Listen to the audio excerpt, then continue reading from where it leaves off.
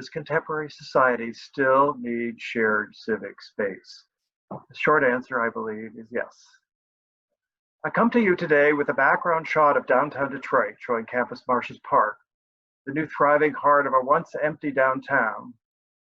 It's ironic, perhaps, that the space was named in the late 19th century for the space in ancient Rome. Detroit's Campus Martius is at the convergence of all the major boulevards of the city.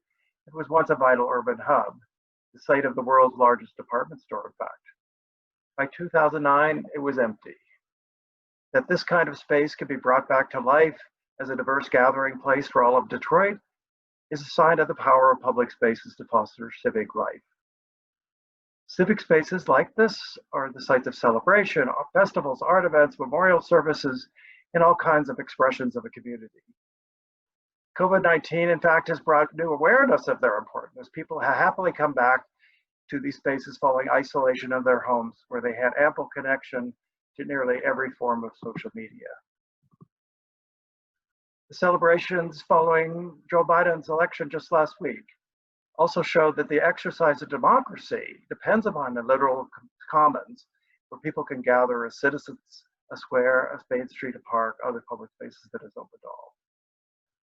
Public civic spaces are essential to the economic and social vitality of communities.